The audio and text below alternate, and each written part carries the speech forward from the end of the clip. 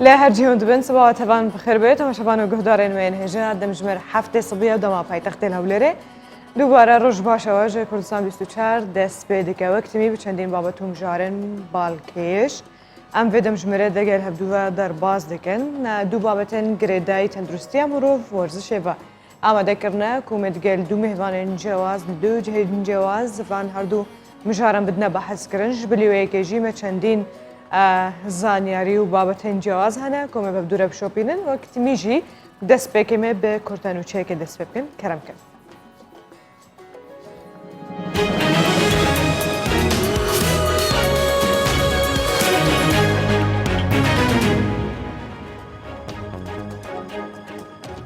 جورا اپراسیونا هولری جویا و تو بریارکنو درباره ریکارن خبررسانی کرونا جی در نخست. نبض عبدالحمید قائم مقام قضای ناوندی هولری جو کردستان 24 راگهاند کو جورا اپراسیونا هولری جویا و دجوینه ده ارسنگانن جبو دوخا کرونا و ریکارن نو هاتیه کرن. لبری حتی نه تو بریارکنو درباره گرسنه بر ریکارن نو در نخست. راگهاند جی حتی کلیجنای بلنده روبروبونا ویروس کرونا بریارن نو در نخه او انکار به بریانن برینها بکن. اما جبو یکیجیده کو دستالات تمامی به قمقامیان هاتیه دا این جبو در کرنه چه بریاره که پیویز ددمه پیویز ده جبر کو دو خوروشا هر قضایی که دگل قضایی که دن جوازه.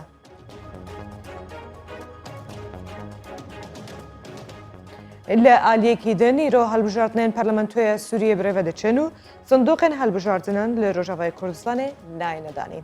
لغمان نحمه بردفکه رو برایتی خسر با کرو روجلات سوریه راگهاند که انجام دانه هلبجاردن پارلمانتوی سوریه در خریه اوی که در دخاکو حتی انها شام رجد لسر اوی که تو قیرانک دنوا ویولاتی دنینه و تو آلیکی دنجی جبو دانستاندن قبول نکر راگهانجی که تو پیوندیک به هلبجاردن آنوانینه بحثا پیوندین خواده کرد و رنادنجی که صندوق هلبجاردنان لروجاوای کردستان بین دانین تکازی جکریه کو او ناشنه جر بریارن تاک آلی کر و که انجام دانه هلبجاردن آنها لسوریه ایروژی هلبجاردن انجمنه گل سوریه لنافچین بندست حکومت سوریه بروده چین.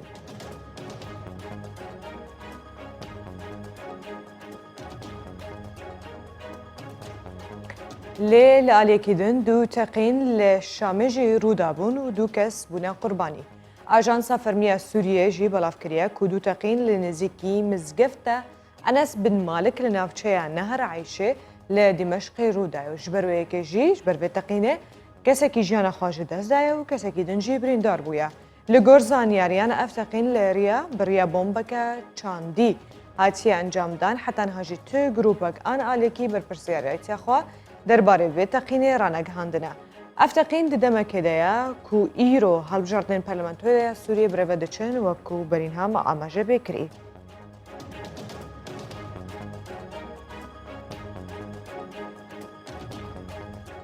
نبس بو کو بارسلونا لالیگا جدست داو ریال مدرید بو خودی نازناوه و کنزانت چند روشن در باس بوده به که دلی هندرین ریال مدرید گلک خوش کربوله و جارج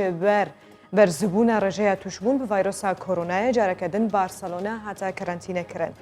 جبر زدبون هجمارا توشبویان و گنج دستانان و گنج دستان کرونا حکومت کاتالونیا بریاردا کو باجار بارسلونا کرانتینه بکه. برپرسن کاتالونیا دبیجن کو بارسلونا باجارکی گشتیاریه خلک کی زده سردان اویتکن. جبر و قربالغی جی روشا و باجاری و گره جبو هیوا آدارا ایسا و هجمارا توشبوان و گنج دستانان به کرونا روزانه زدت که لگور بریارن حکومت کاتالونیا جوینا زدتر جده کسی دجه کیده قدغه هر وها جارک دنجی هولند سینمای شانوی و یانین شوان آتا گرتن.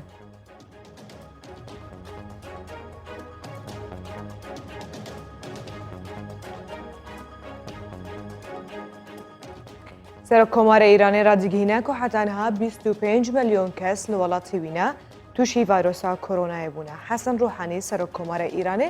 ده میانه جوینه که ده دگل جنه اجتماعی ولات خواه جبو روبروبونه ویروس کرونا را گهند که حتی انها 25 میلیون کس ل ایران توشی ویروس کرونا بونه و سه حتی 25 میلیون دنجی و توشی ویروس ببن. یعنی اگر اویه که هیا که حلقه سجماره کردنی زیاده خلقه توش ببن. راگانجی کنیزی که 5 صدی جوتش بوین کرونا ایران تو نشانه کل سروان در نکتیه. سرکمار ایران داخواست جه هولاتیان کرد که دمام که بکار بینن و دور بکوین جه هفدو هروها دور کتنا کمالایتی جی جواکی بگیرنه بر.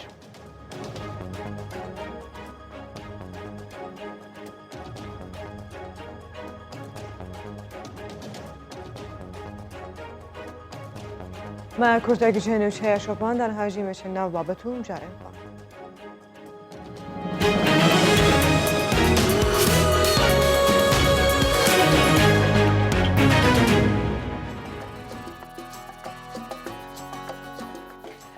اما برای خوابتن سینور پارزگاه دهوکه کنزانن دهوک خودی خوزایه که خوشه دورو برای نه همو چیانه همو گندن و سروشته که خوش هیا لفجاره چتکی گرگ بالکش هیا که ما خواستم به هفدوره بشوپینش دهوکه او جی که کانیک هیا جبن یک کوری دو آونج هفجو جدا و بالکش دزن آنکو پقیانا کانیا بلقیه ناوینا کود که بگنده سکر که یه سر بناحیه زاویته دبیجن اف هر دو آو جبن یک کوری درد کون آنکو دزن و جدرا و آوجیه که آو که شیرینه و تیوا خوارن لی آو دن کبریتیه و گلک کبریت دگلدته و جا اوادی جبو و خوارنه تیب کرانین لی دیجی اولاتین دهوکه جبو چرا سریه هنکن خوشیان بکارتینن.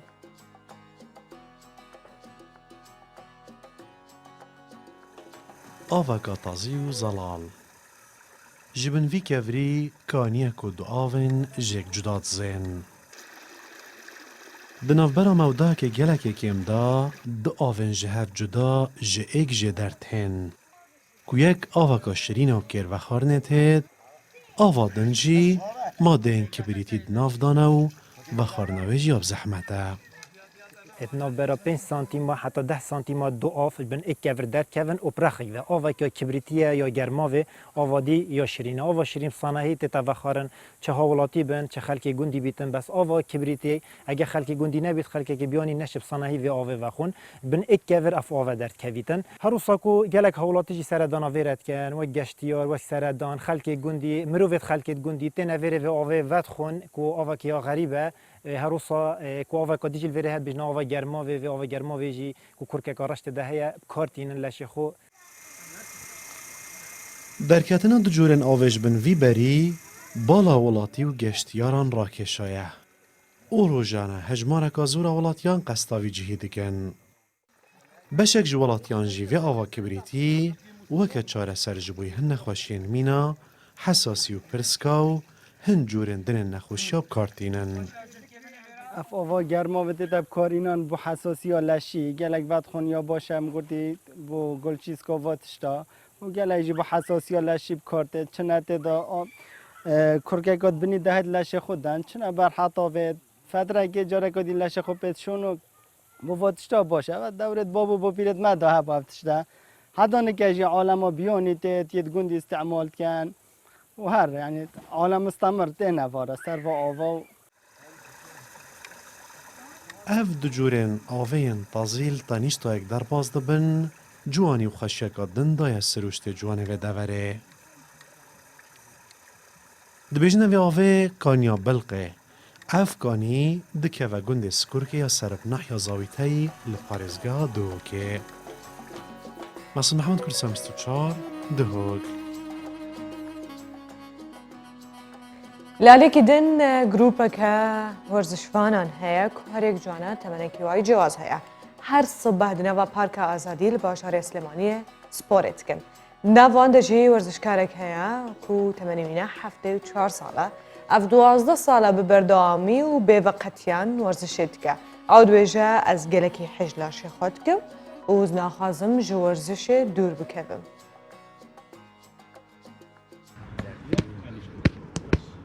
ڕۆژێکی نوێی ژیانە تەمەن ڕێگر نییە لە پێش ئارەزۆکانی دوای خاننشین بوونی بۆ ڕۆژێکیش لە وەرزشکردن نەوەستاوە مامۆستا سیروان 74 ساڵ تەمەنێتی هەموو بەیانیەک لەگەڵ هاوڕێ وەرزشکارەکانی لە نێو پارکی ئازادی لە سلێمانی وەرزش دەکا.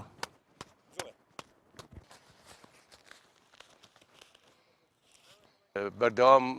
ڕۆژانە لێرەین ئیلا ئەو ڕۆژانەی مەگەر تۆفان و بارانی بەقۆ بگینە لە بەفری هەر هاتوین لەبەرەوە ئێمەشکەین بۆ ئێرە تهدیدی وەختەمان کردووە یەک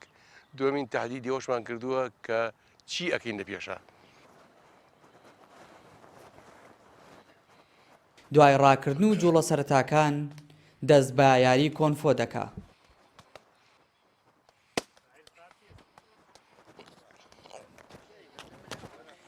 ئارەزووی لە یاریەکە بۆ 12 ساڵ لەمەوبەر دەگەڕێتەوە. لەشی خۆی خۆش دەوێ و نایەوێت داببڕێ. هاوڕێ وەرزشکارەکانیشی نکۆڵی لێ ناکەن. گەرچی مامۆستا سیروان تەمەنی لە هەمویان زیاترا بەڵام توانایەکی باشی هەیە. مامۆستا سیروان طبعا بەتەمەنترین یاریزانی ئێمەیە. ئەوە چەند ساڵێکە لەوانەیە بۆ 8 ساڵ زیاترە بێ کە لەگەڵ ئێمە بەردەوامە. بەیانیان سعات شواری بەیانی جار هەیە زووتریش پێش هەمومان لێرە حازرە. تقریبا 2-3 فەڕی پارکەکە لێیە بە ڕۆشتنی خێرا هەتا بڵێ توانای باش. ئەم گروپە وەرزشکارە لە هەموو تەمەن و ئاستێکی تێدایە. دوو کەس بە خۆبەخشانە سەرپەرشتی گروپەکە دەکا و بێدابڕان وەرزش بە مامۆستا سیروان و وەرزشکارانی دیکە دەکەن. دیار جەمال، کوردستان 24 سلێمانی. براستی همەتێکە بلنجێرە دەوێت حتا کوت بکار بێ هەر سباهێکی ڕابێ وەرزشێ بکەی و ئەوژی بابەتێک و حەنەک پێ نایەکردن وەرزش تشتێکی گرنگە دەوێت کۆم هەموو بکەن وێجا ئەرێکی و لەگۆڕ کارینێن خوا و تااقەتا خوا درابێتکە لێ ئەگەر مرۆڤ شتێکی بخوازە بکێ و بکە ڕۆتین دناو ژیانە خۆدا ئیدی نکارێ دەبژە قەرە چاوە سبا بۆ نمونە قاوە بە خواردنیان تا شتێ خوارن بووە ڕۆتین دژیانەمەدەم تکارن سپۆرژی بکنە ڕۆتین دناو ڕۆژا خۆدا و هەڕۆژ ئەم بکەن هەفتێ سێ چوار ڕۆژاژی باشە وێجا ئەگەرم بەحسا ڕوێن دنێ وەرزشێ بکەن ژبەر و هەنێکش بۆ لەش جوانیە دکەن هەنێکژیش بۆ کێمکردنا ئازارە لاش دکەن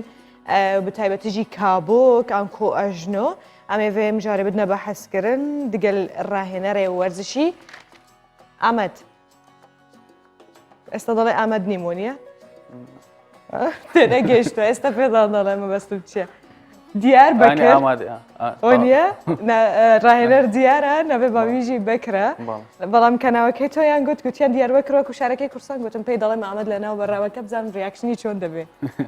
بەخێر بێ بەیانی باش ئێستاوان هەر میوانێک کە دێتن بۆ نمونە دەڵێ پرسیارەکان بە سۆرانی بێ زۆر لە کورمانجی تەناگەم هەر ئۆتۆماتیک لێ حەز دەکەم بە کورمانجی قسە بکەم نازانم بۆ زۆر خراپە کێشەم هەیە لەگەڵ زمانی ئەوجا ئەگەر میوانەکان سۆران بێ من خۆم یەکسەر دەکەم بە سۆرانی بەڵام کە دەڵێن بۆ نمونە کورمانجی زۆر تێناگەن هەر حەز دەکەم بزانم تاقییم بکەمەوە ڕاست تێناگەن من هەر تێناگەم هەر تێناگەی بە هیچ شێوەیە چاوایی باشم ئاسان بوو ها بەخێر بێ زۆر سپاس هیچ ئازارێکی جەستت نەبووە هەتا ئێستا خۆت چارەسەرت کرد بێ بە وەرزش نا الحەمدوللا کەس هەیە دێن سەردان دەکەن تایبەتی بۆ ئازاری جەستە چ جۆرە کەسانێکن چێ لەوانێ بە وەرزش دەکرێت چارەسەری وەرگرن یاریزانمان هەیە مەسەلەن ئینزلاقی هەیە فقرات هەیتمان مەسەلەن ئەژنۆی و هەیتم یاریزانێکمێت تووشی ڕوودا بووە هەردوو قاچی لە دەستدا ینی دەمارەکانی خوێنی لە بۆ ناچیتن ڕۆژانە تەمرینی پێدەمێستا زۆر باشە ینی بە پێی خۆی دەتوانین بڕۆ ئێستا هەستاوە فیزیایی یان بڵێن وەکو ئەوەی فیزیایی پێدەڵێن لاچ فیزیایی پێدەڵێن یانیش بە هەمووی بە وەرزش هەمووی بە وەرزش و عیلاج تەبیعی لە بۆ دەکەم ئەویان گەرەک باشە ئەوجا بەیانیان بۆ ئەوەی ئێمە تەندروستێکی باشمان هەبێ جستەیەکی بەهێزمان هەبێ بەیانیان چی بکەین بەیانیان بەڵێ ئەلعاب سویدی دەکرێت کاردیۆ دەکرێت تەمرینە هەواییەکان دەکرێتن ئەوەسەن وەکو ڕۆیشتێن ڕاکردن شنا ئەوانە دەتوانین تەمرینی سکسپاکوانە دەتوانین بکەن لە ماڵەوە دەکرێت هیچ کێشە نییە مەسەن لە ماڵەوە بیان لە پارکەکان بیشتنی مەسەم چێ هەڵە وەرشەکان یان هەیە هۆڵی وەرشی لێ دوورە ئەو پیاوت بینەوەی خەڵکی سلێمانی لە پارکی ئازادی تەمەنی 73 ساڵە و نزیکی 12 ساڵە بە بەردەوامی بەیانیان دەچێ وەرزش دەکەن بەڵێ چۆنە بەلاتەوە لە ڕووی تەندروستیەوە تەندروستێکی زۆر باشی هەیە لەبەر ئەوەی هەوایەکەی مەسەن ئۆکسسیجینەکەی زۆر سافە وەکەوە نیە مەسەن لە خۆڵە وەرشەکان بێتن داخراو بێتن هەوای بەیانیان زۆر باشترە پێتکەوێت گەرەنگ باشە ئەوجا لەناو هۆڵە لە ژوانیەکان دەبینین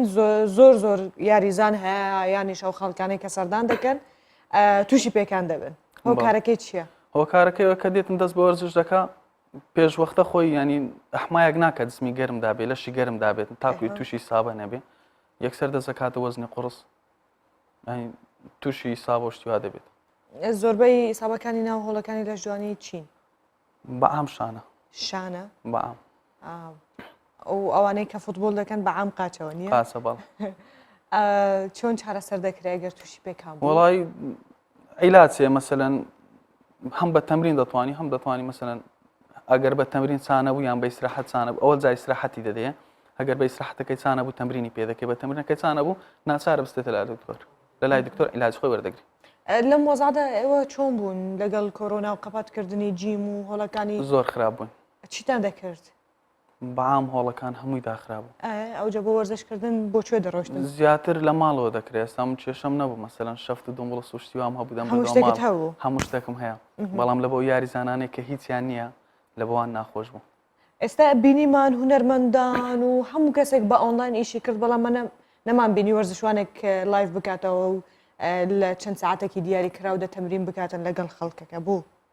بیرۆکەوەتان نەبوو شتێکی جیاواز بکات بەڵام زیاتر بەرنامەم کرد بەرنامەی تەلەڤیزیۆنی بەڵێ بەرنامەم کرد بەڵام لایڤ شتیوام نەکریان ئۆنلاین شتیوە هیچ شتێکی وام نەکرد چکە زیاتر خەڵکەکە نیگەران بوو کە هەمووی ئەمنێک بەخۆم تەلەفۆن زۆر لەداهات لەبەر قاعکەینە قاع دەبتەوە لەبەر چ نابتەوە چ بکەین یان پرسیار زۆر دەکرا ڕۆژانە ئەو بکەس زەوی نەبوو یان کەس دڵی خۆش نەبوو ئێستا کە کراوەتەوە خەڵک پابندن ئێستا نەکراوەتەوە هێشتا نەکراوەتەوە ئەو کاتێک کە کرابوویەوە خەڵک پابند بوون من یەک بەخۆم لە هۆڵەکەی خۆم ینی هەموو ڕۆژ مەستە بۆ شتەکان تاقیم دەکرا هەمووی دەستچێش ئەو ماسک هەموو یاریزانەکان و بە خاولیەوەش یان یەک یاریزان بەبێ خاولی نەبوو مەجبورین پابند بین خاولی بۆ ئەوەی لەسەر مەستەبەکەی ڕایدەشتکە ئاڕەقەی نەکات زۆر باشە ئەو جەبا پێین لەسەر ڕێنمایەکانی چارەسەرکردنی ئازاری پشت و هەروەها ئەژنۆ بەڵێ ئەوە بە چ جوڵەیەک چارەسەر دەکرێت و ئەژنۆ بە چ جوڵەیەک چارەسەر دەکرێت ئەگەر بتوانێت پیشانمان بدەیت ینی ئەگەر شتێکی دەتوانانی مەسەلەن باگارش لە سەرزی بکەین لە بۆ پشتت زۆر باشە بەڵێ ئەوەی دەتوانی مەسەی ئەژنۆش هەندێک تەمرین هەیە پێویست مەسەن ئەگەر بە جیهازیش نەبوو لەو شوێنە دەستکەوێتن لە هۆڵ نەبووی دەتوانی هەندێک تەمرین هەیە بیکەین زۆر باش دەبی ینی سەبر ناوەکانیان چییە؟ مەسەلەن ڕۆیشتن تەواو خۆت نیوی دەکەیەوە سکواتی دەکەی لێک پرێز نییە لێرکوانە مەسەلەن ئەوە جیهازە لە ناو هۆڵ هەیە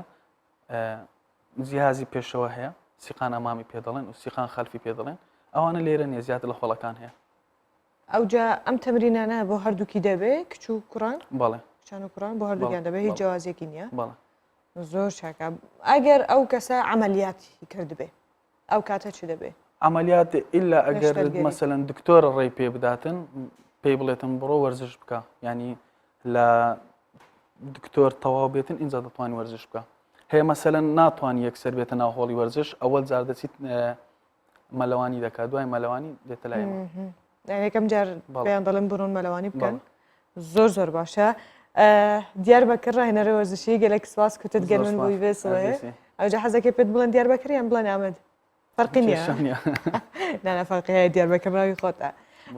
زۆر سپاس جوامە دەبوونەتە ئیرۆژ بۆ ڕێنمایەنتە بەجا ئەم هەفتوورە نەهاژی ئەم ڕەوشە سەقای هەفتوورە بشۆپین نازن هەبیە کامیرێ بووم بێ ئادیم حتا بێژم ئەمێ چ بکەن گەش و هەوامی بە هەفتوورە بشۆپینم بزانم بن لە باژار و باژاوەکەین کوردستانی ڕەوش چاوایە کەرم کرد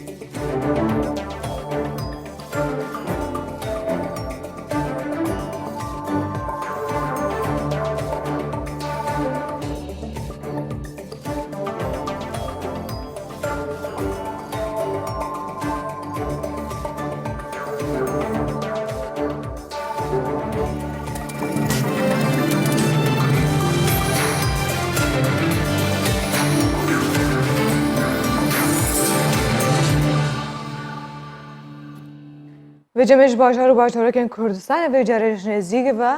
تبلی روشه و ببین و بزنن چه هیا و چه دقومه و چه بد چه تبش بینی کردن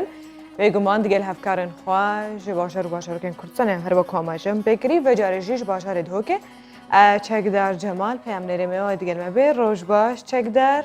ایرو روش چایز باورد کم دهوکی نکتره خوشتره عالیه گرمیانه وانه خوزیب عالیه ود بن و جا و جبلیوه کیجی روژه چه هیا کرم که بله سپیدانگو بخیر بید روژانگو بخیر بید دیارت آماجه پکر یعنی ها باشه دهوک هر جار باشتره جه پتریا بجین پارزگهندین عراقه جه عالیه کشو هوایی به و دیسان جی روشا توجبویان جلدهو که باشتره توجبویان کورونای باشتره جه همو پارزگارن دیترین عراقه چکو یعنی الگور گوتنا دکتر معایت آغالی سرپرشتیار چاره سرکیرنا نخوشن بجین کورونای پارزگاه ها دهو که روشا سه نخوشا هند باش نینه که اوجی هدی کار دکن بو چاره سرکرنا و که اوجی یعنی بین روشاوا باش ببید تو که بیتر جیر کنترولا بجین ساخلمی ها دهو که داله دریجه پیدان بابت هنگو بابت ورزش امنو کل ایک جه پارکن پارز دهو که اینه که پارکا بارزانیه رو برای که گله که مازن یه بجین کسکاتی هیا و هند جه بجین صبه چیمنتوی مخابنی و کو چه جهه که واسانه هاتیه دست نشان کردن کو تارتان بید کو جه ریه ساخلمیه و هم جه بجین راهنرین ورزشی کو امن کو تاییدت کن یعنی لینینه کو خلق بحث بکتن یان جی به تفیری کو ورزش آس بدهی آل بری بکتبه بجا گلک پارک هنه نوکل سنور پارزگاه دهو که کو هیچ جهه که واسانه هاتیه درست کردن کو خلق سپیدهی یا بهتن به انیتا ورزش آسپیده یا بله بله گلک سپاس هفکار من چک در جمال جه باش هر دوی که جبو زانیارین تین و صبح حس کر تجی وقت همو پیام نرن مد جه کی با کو تاشته ها بایا ل دیار ایرو نینا ها تاشته خال مال خاریه بله ام دشنی نه ام دشنی چین تشته خوبه تازه نه چین تشته خونه و نشی جنبه گلک سپاس چک در هر وقت کومی گویی دید اسپیک پروگرام ده کومی بالا بکشن سر ورزش کردن تندرستی امرو و جا گلک هول هنه کو جبو بکرانینا پایسکلان کو آجوتنا پایسکل بیب کلتور کردن و پیشوازی هولاتیان جی زیده لی بکن و بتابتی الباشار سلیمانیه اگرم بحث بکن نه هن هول هنه کو تخوازن یعنی روزانه صبح اگر ترا به هر سرکار پایسکل خواب کار بینه تر نان دینه پایسکل خواب بچنه بسیار بچه تر ماستش خورا بینه به پایسکل هره و جا آنها جی جباشار سلیمانیه برێز ئاگری محەممەد ئەندامی گروپە ژینگە دۆست و پرۆژە بکولتورکردنە پایسکل وێ گەلمە بێ برێز ڕۆژ باش ڕۆژتان باش و هیواتارم تەندروست باش بن گەلێک سپاس گەلێکی بخێر هاتی ئەو جە پێم بڵێ ئێستا هاتووی بۆ ستۆدیۆکە سیارە تێناوەیان بە پایسکل هاتووی یان دوور بوو شوێنەکە گلەیت لێ ناکەین ئاماجمان بەدڵنایوانی ئەمە ئامانجەکەمان بە کردکردنی پاسکی لە ئێمە سەرەتا کە دەستمان پێکرد ئامانجێکی دوورخایانمان هەیە عنی کاتێکە ئەمە دەست پێکەین بتوێت و نەتوێت لەمپەر لەبەردەمانە هەیە هاوڵاتیان نیە تا ئەوەی بتوانن پاسکی بەکاربن گرفتیانەتە پێشوانێ بۆ چوونی من هاتنی من بۆ ئێرە بەدڵنایوانێ بۆی ڕازگوم لەگەڵتا بە سیارە هاتم خۆ دەزانی کاتێک مۆعید دانی توێزێ ئەبێ هەوڵبەی کات بە پیرۆبیت وەروەها ئامانجەکەش ئامانجێکی دیاریکراوە کەواتە بە کللتورکردنی هاژۆشتنی پایسکل واتە چی لە چه کاتێکدا بۆ کوێ دەبی خەڵکەکە بەکاری بێنن ئاماجی بە کللتوریکردنی پاسی ئێمە ئاماجمان لە پێشەوەیە پاسکی لای هاوڵاتیان خۆشەویستکەین ئێمە گرفتی زۆر گەورەمان هەیە لە لێخوڕینی پاسکی لەجار لە ناو شقامەکانە کار ئاسانیمان بە تایبەتی بۆ نەکراوە هەموو هاوڕێیانمان کۆکن لەسەرەوەی گرفتی گەورەمان هەیە لە ناو شقامەکانە کاتێکە ئێمە ئەتوانی پاسکی لێخوڕین ئەمە خاڵی گرنگە ژینگە دۆسی بەردەوام جەخت لەوە کاتەوانە کە پێویستەکە پاسکیل بەکاربێنین پاسکیل کاتێک بەکارێنین بۆ ئەوەی ژینگەمان ژینگەیەکی تەندروست بێ بوونی کەمکردنەوەی سیارە بوونی کەمکردنەوەی سیارە خاڵی گرنگی ئەم چالاکیانەیە دوای ئەوە ئێمە بەرنامەمان هەیە وەردەوەدا ڕوونە پێشەوە پلانمان هەیە پلانی دێشخانمان هەیە پلانی کورتخانمان هەیە ئێمە حاڵێن ئێمە لە پلانی کورتخانەکانان هەنگاوانین تا ئەوەی بتوانین ئاماجەکان پێکین گەلێک باشانی کەواتە خاڵی سەرەکی لای ئێوە ژینکە پارێزیە نەکەوەی بۆ نمونە هانی خەڵک بدەن بۆ وەرزشکردن و گۆڕینی جەو لەسەر پایسکل یان هەردووکیت نانئاشیت وانە ئێمە هەردوو ئاماجەکانمە لەبەر چاوگرتو هەم ژینگە دۆستیە هەم بە کللتورکردنی پاسکیل هەم خۆشەویستی پاسکیرە لای خەڵکی کەمە خاڵکی زۆر گرنگە ئێمە جارە بە پێویستەکان یە پاسکی بناسیین پاسکی لای خەڵک خۆشەویستکەین اینجا ئامانجەکەمان لەسەر و ئامانجەکەی ترەوەی کە ژینگە دۆسیە ئێمە بۆیە پاسکی لێخورین بۆیە فشارانەی لەسەر شقامە کەمیکەینەوانێ زۆر باشە کەواتە ئەم پرۆژەیە کە ئێوە جێبەجێ دەکەن چۆن جێبەجێ دەکەن پرۆژەی پاسکیل ناسادنی شار و شارچەکان بە خۆشحاڵێوانێ لە هەموو شار و شارچەکانە بەدەنگ هاتنەوەیەکی جدی هەیە بە خۆشحاڵیەوانێ سوپاسیانەکەین ئەرکی خۆیان بردوێتە سەرشان و بەڕاستی هەوڵیان داوە هەوڵی گەوریان داوە پێشم چالاکیش پێشم پرۆژێش بەردەوام خەڵک پاسکی لێخوڕیەوە بەڵام لە کۆتاییە ئێمە بێ خەڵک خۆمان کاتەوە خاڵی جوان بۆ ئەوەی هەمان بەردەوامین لەسەر پاسکی لێخوڕین دەرێک باشە کەواتە لە هەموو شار و شارۆچکەکانی کوردستان ئەم پرۆژەیە هەیە هەوڵەکانی ئێوە بەردەوامە بەدڵنایوانێ لە داهاتوو لە چ پلانێک باشمان هەیە بە داهاتوو یا جارە ئێمە پلانی درێژخانەکانمان تۆزێ زۆر باسکردنی ئێمە وەکو عەرزی جەنابەتم کرد سەرەتای کارەکانمانە تۆزێ لەپەر لەبەردەمانە هەم وەکو شقامەکان هەم وەکو هەندێک ڕێکاری ئیداری و کاری ئەم چالاکیانە تۆزێ کێشەمان هەیە بەڵام بەدڵنیایوانە لە کۆتاییە چالاکی تاکە تا خۆی هەسەکە کە پێویستەکە پاسکیل بەکاربێنێ خۆشەویستی بە پاسکیل وای لێکە کە بەردەوام بێ لەم چالاکیانە هەر ئەوە نیە باشە لە ماوەی ڕابردوو لە ناو بازارەکاندا نرخی پایسکل زۆر گران بوو ئەگەر کەسێک بێتون داوای پایسکلێک لەتان لێ بکە دەتوانین ئەوەیان بۆ پەیدا بکەن دابین بکەن بەدڵنایەوە بە خۆشحاڵیەوە هەموو هاوڕێیانم کە ئێستا لە گروپای بەشدارن بە ژینگە دۆستیەکانی شەوانێ لە هەوڵی ئەوەیان بەردەوامین ینی بەردەوام پەیوەندیمان پێوەگرێت چ پاسکی لێ بکڕین ئێمە بەردەوام بەدەمیانەوەچین هاوڕێیان بەردەوام لە گروپە هاوکاریانەکەن کەمە خاڵێکی زۆر گرنگە ئێمە نامانی هاوڵاتیان بۆ نمونە تووشی کێشێک بێتە بەردەمی بۆ لە ڕووی مادیەکەوانێ هەم لە ڕووی کوالێتی هەم لە ڕووی مادیەوە بەردەوام نییە هاوڕێیانم چکەوان شارەزایکی تاویان هەیە لەم بوارەیە بەردەوامن لە کۆنتاکتان پەیوەندیان تا ئەم هاوڵاتیانە ئەوەی کە مەبەستیانە بەدەستی بێنن ئێوە ناونووس دەکەن ئەو کەسانەی کە دێن لەگەڵ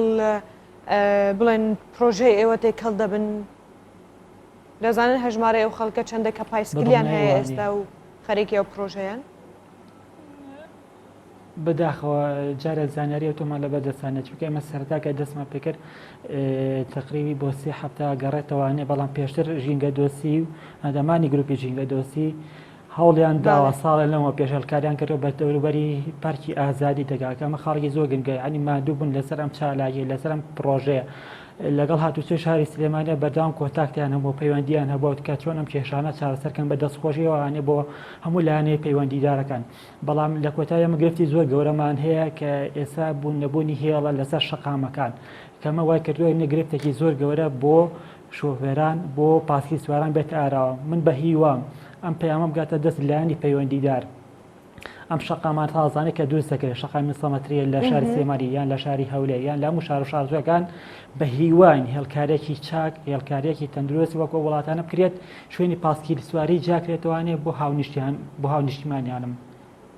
ینی داواکاریتانەوەیە کە لەسەر جادەکان شوێنی تایبەت هەبێ بە لێخوڕینی پایسکل بەڵە بەدڵنیایوانە چونکە بووە ئەمە دوولایانەیە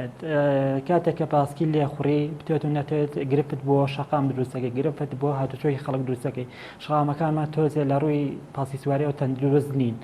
یعنی پێویستە کات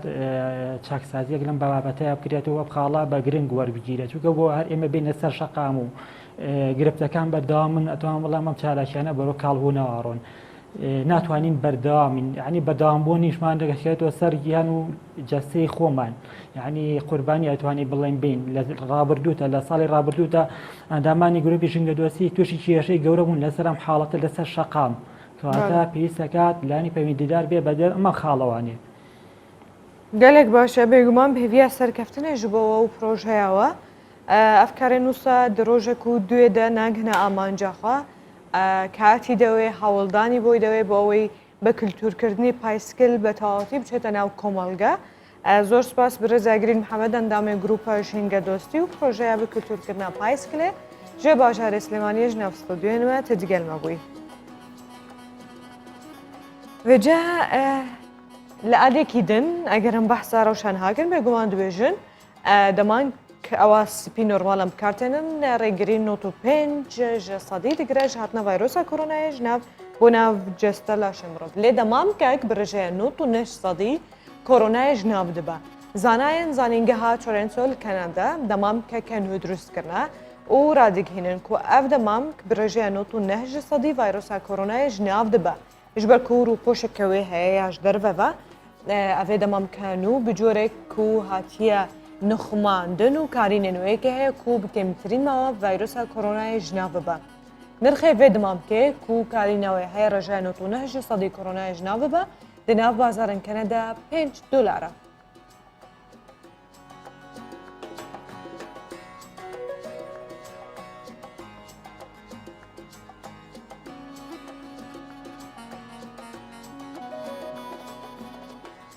Vêce herin berdewam dikin bi tora peyamnerên Kurdistan 24yan hajî rena salî ji nava bajarê Hewlêrê wê digelme bê rena roj baş dalên zor germa êsta wala xwe germa nalên waniya hestî pê dike ewce li nav şar çi de guzerê çi heye Gulistan roj baş wekû basî dikir roj germa دی پلەکانی گەرما لە بەرزبوونەوەدایە مانگە هەروەها لەبارەی ڕۆژەوە کارەکانی ئەمڕۆی شاری هەولێرەوە ئەوەی کە هەیە لەمەوەی 24 کاتژمێری ڕابردوودا 43 کەس لە 37 کەس ببوورە لە پارێزگای هەولێر تووشی ڤایرۆسی کۆرۆنا بوون بەڵام لە بەرامبەردا 56 کەسیش چاک بوونەتەوە ئامارەکان ئەو چەند ڕۆژەی دوایی خەریکە وردە لە کەمبوونەوەدا دەبن لەگەڵەوەی لە ماوەی ڕابردوودا ماوەی هەفتەیەک پێش ئێستا بە سەدان کەس لە پارێزگای هەولێر تووشی ڤایرۆسی کۆرۆنا دەبن بەڵام ڕێکارە تەندروستیەکان و هەروەها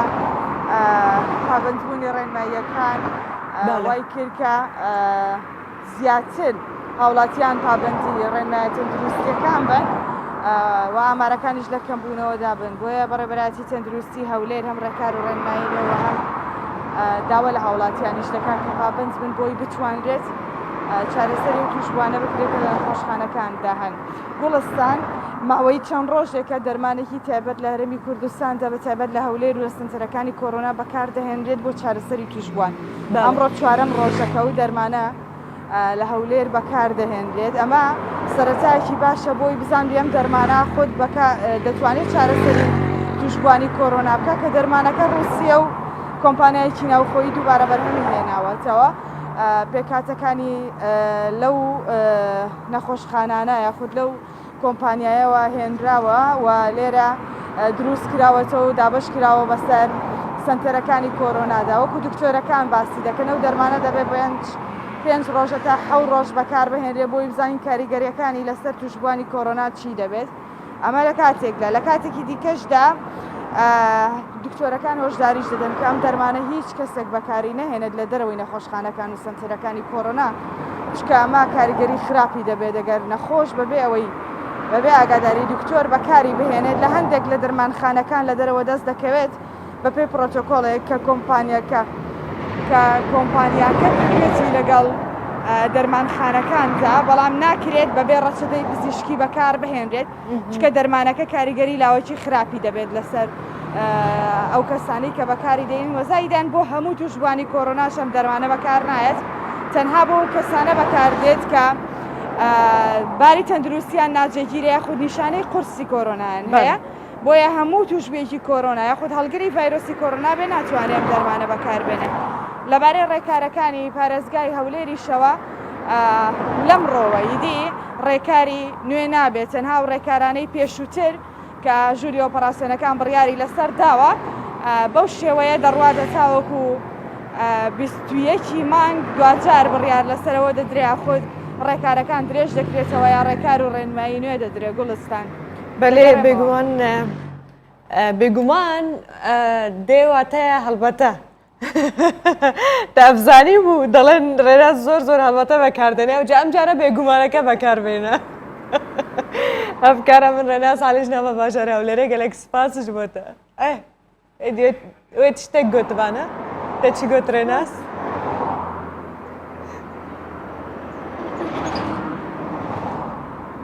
من گوت ئەگەر نەڵێم هەڵبەتە قسەم بۆ ناکرێ گوڵستان. تەوا بۆ ئەوی تعلیقت لێ نەدەن بڵێ بێگومان. گەلێک سواس ڕێناس ناوە باژارێ هەولێرە زانم گەلێکی گەرمەز ناخوازم زێدەتر تەنبێ نوێی گەرمایە دەبسەکرێنم. تەبیک و حتا نهاژی بەڕێدۆخە کۆرۆنای لە باکوورێ کوردستانê تەوامی یاسایی نەبووە لێ هێدی ئەم ناوچەین گەشتیاری و هەروەها ڕێستۆران تێنەڤەکردن. خواردن و شیرینên bajarên Bakurê Kurdistanê jî gelekî bala geştyaran xwe dikişînin û ew xwarinên ku dibine beşek ji geşta geştyaran bi tebetî şîrînî ye. Her bajarekî Bakurê Kurdistanê taybetmendiyeke xwe heye diyek ji xwarinan de yan şîrîniyan de û geştyar jî bibe ku wan xwarinan bixwin yan wan şîrîniyan tam bikin ناوەگەرنە ماڵێن خواگەرم بەحسا گەشتیاریتکن بێگومانم بەحسا گەشتیاریە ناوخۆتکن هەش بەکو حتا ڕادەکەی گەشتیاریە جیهانی هین دەست پێ نەکردە لە سەرانسەرەی جیهانێ. هەر یەکێک لە شارەکانی باکووری کوردستان تایبەتمەندیەکی بۆ جۆرێک لە خواردن یان شیرینی هەیە. ئێستا دوای ئەوەی تا ڕادێک ئەو دۆخەی بەهۆی کۆرۆنا هاتبوو ئاراوە بەرەو ئاسایی بوونەوە دەڕوات. جێشخانەکان و کارگەکانی شیرینی شارەکانی باکووری کوردستان بە نەریتە کۆن و کللتوریەکانیان خواردن پێشکەش بە گەشتیاران دەکەن کە جگە لە دیمەنی دڵڕفێنی ناوچەکە خواردنەکان سەرنجی تەواوی گەشتیارانیان ڕاکێشاوە بوونەتە بەشێکی سەرەکی سەرخوانەکانیان. دیلۆک کە بە پایتەختی خوانی بەتام بەناوبانگە چەند جۆرێک لە خواردن و شیرینی و خواردنەوە لەو شارە هەن لەسەر ئاستی جیهان ناسراون وەک کەباب، شۆرباکانی بەیران و یۆڤالامە، قاوەی قەزوان، شیرینی لە فستق دروستکراو کە کەم گەشتیار هەیە تا تامی ئەو پاقلاوەیە نەکات شارەکە جێناهێڵێت. هەروەها کلیس کە یەکێکە لە شارە بچووکەکان بەڵام خواردنی تایبەت و بەتامی تێدا پێشکەش بە گەشتیاران دەکرێت. تاوەی کلیس یەکێکە لەو خواردنانەی خواستێکی زۆری لەسرە. هەروەها شیرینی جەنەت جاموری دروستکراو لە فستقی دیلۆک سەرنجی گەشتیارانی ڕاکێشاوە بە بێتامکردنی ناگەڕێنەوە. ئەو گەشتیارانەی سەردانی ئۆرفاش دەکەن خواردنی ئیجلی کوفتە و جۆرەکانی دۆڵمە یاخود یاپراخ دەبێتە خواردنی ئەو چەند ڕۆژەیان لەو شارە دەمێننەوە. هاوکات بە هەمان شێوە یاپراخی پەراسوو لە دیاربەکر یەکێکە لەو خواردنانەی زۆرترین خواستی لەلایەن گەشتیاران و سەردانیکاران لەسرە. ئەو گەشتیارانەی سەردانی دیاربەکر دەکەن بەیانیان پێش خۆر هەڵاتن کە باب و جگەری سەرمەقەڵیەکان تام دەکەن. شاری دیلۆگ لە باکووری کوردستان بە چێشخانە و خواردنە بە ناوبانگەکانی لەلایەن ڕێکخرای یونسکۆ خراوەتە ناولیستی شارە داهێنەرەکان. شارەکانی باکووری کوردستان جگە لەوەی خواردن و شیرینەکانیان کە هەمویان بەرهەمی ناوخۆن بوونەتە جێگەی سەرنجی گەشتیاران. شوێنە مێژووی و کللتوری و نەریتەکانیان بۆتە هۆی ڕاکێشانی هەزاران گەشتیار بۆ باکووری کوردستان.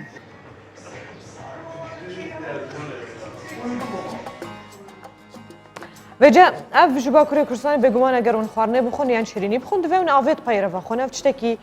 normal e ji ber ku mirov tî dibe lê li gor lêkolînên ku hatine belavkirin pêwîst e xanim û zilam çi qas avê vexwin yek ji van hokarên ku cesta an kulaş bi tendrûst dimêne ew jî vexwarina bireke baş ya avê rojana lewma çê nabe vexwarina avê em piştgoh bixin. Li gor pêgeha desteha selametiya Ewropî belavkiriye pêwîst e xanim rojane 1.6 litr av bixwin kêmanî. Okay? Standard 3 litre kêmanî 1.6 dêt beramber de zilam divê rojane 2 litr av vexwin. Her li gor desteya selametiya Ewropî pêwîst e xaniman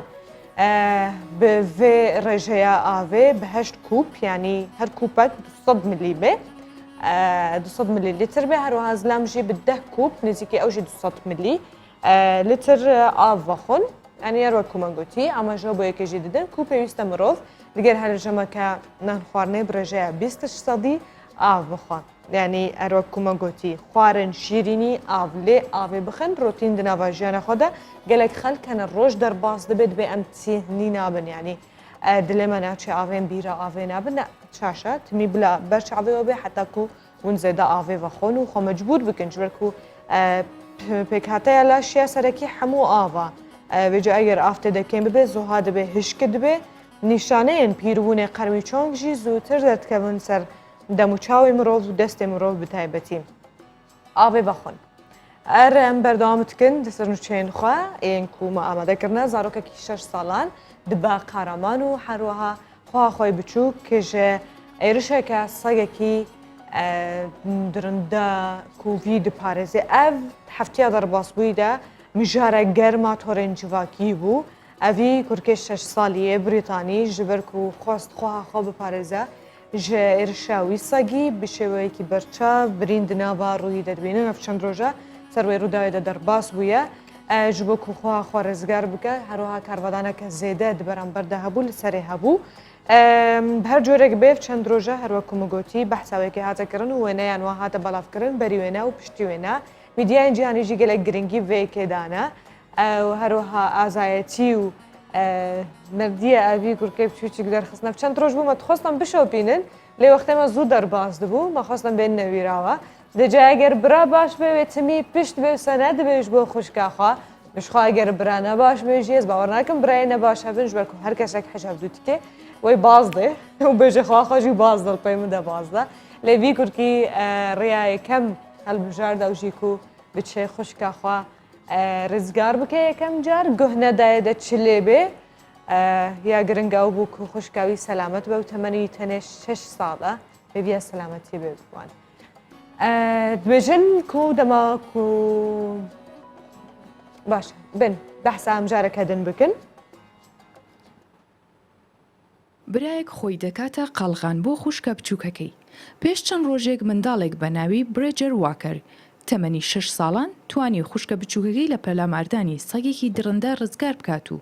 نەیهێشت هیچ پەلامار و قەپێکی سەگەکە بەر خوشکەکەی بکەوێت. بەڵام خۆی بە سەختی کەوتە بەر پەلاماری سەگەکە و دواتر ڕوخساری ئەم کوڕە بچووکە بە 90 تەقاڵ دوورایەوە و دوای بڵاوبوونەوەی وێنەکەیان لە تۆڕە کۆمەڵایەتیەکان و وێنەی ئازایەتی ئەم منداڵە دەنگدانەوەی زۆری لێکەوتەوە بە پاڵەوانە بچووکەکەی جیهان ناوبرا.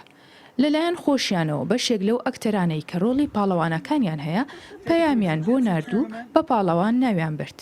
لە گرتە ڤیدۆیەکدا کریس ئیڤان کارەکتەری کاپتن ئەمریکا قەڵغانە تایبەتەکەی خۆی پێبەخشی و بە پاڵەوان ناوی برد.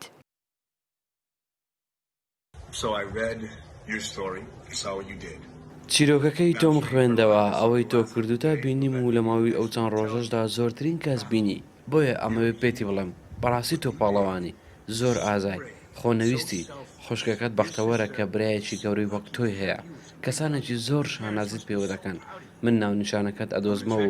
قەڵغانەکەی کاپتنی ئەمریکات بۆ دنێرم چونکە شایانی ئەوەی هەڵوێستی ئەم برا 6 ساڵانە ئەوەمان بەبیر دێنێتەوە براکان هەمیشە دڵسۆز و قەڵغانی خوشکەکان و کچەکانیش براکانیان بە پاڵەوانی خۆیان دەزانن هەرۆکم گوتی ئەبێ چیرۆکێ دنیا هەموو بخوا بە سەرسام کرد و ڕێنجواکی هاتە داگرتن بوێنەی نەوی کورکی و خوشکاخوا بەجێن هاژی ئەمێ نرخێ دراوان پەڕیان یەن بیانی و نرخێ زێد بازارên herêma Kurdistanê de îro hevdûre bişopînin kerem kin.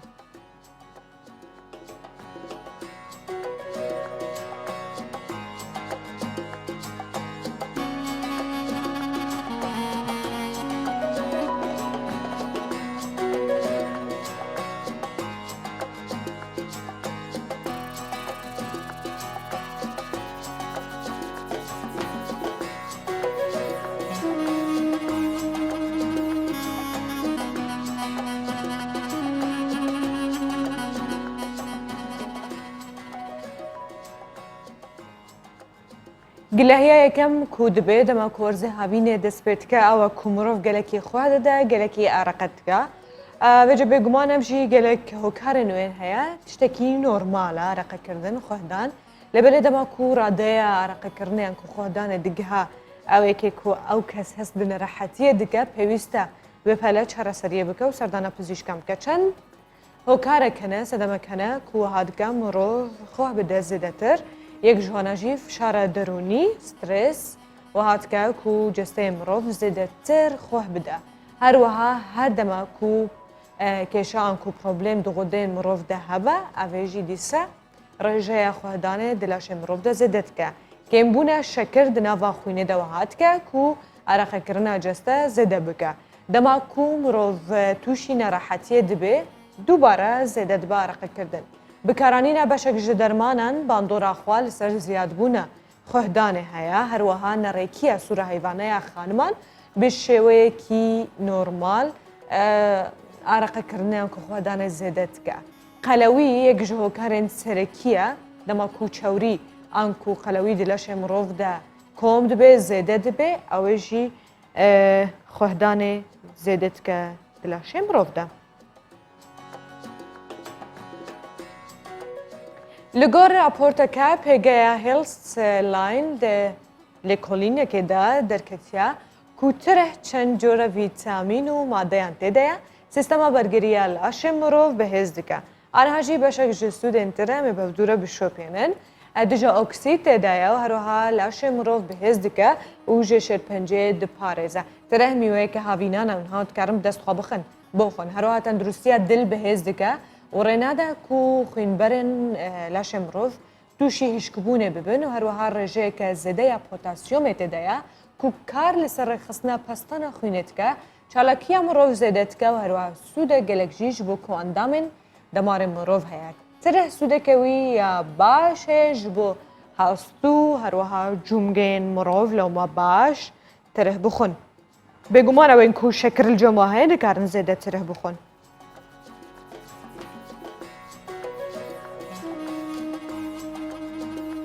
تره بخوشی چند جورین خواه هی سپی هی ترش هی شیرین هی سور هی و جه هر چه جوره که بیل گور زنان تندرستی و تقبل و یکیت که کو میوه یک بود منه وقت تره کورجه که زده یا شکرت ده هی اون بخون بتابتی جو این کو شکر بواره هی نیرو جیگهانه داویه پروگرام خواه و کوما شوپان دید وان چند خلکن در باس بوده دمجمره ده و چندین بابتون جارد گل هفدو شوپاندن حتی روژه کدن و چندین تشتن دن اما بگن هفدو بمند نوا خیر خوشه دو خاطره و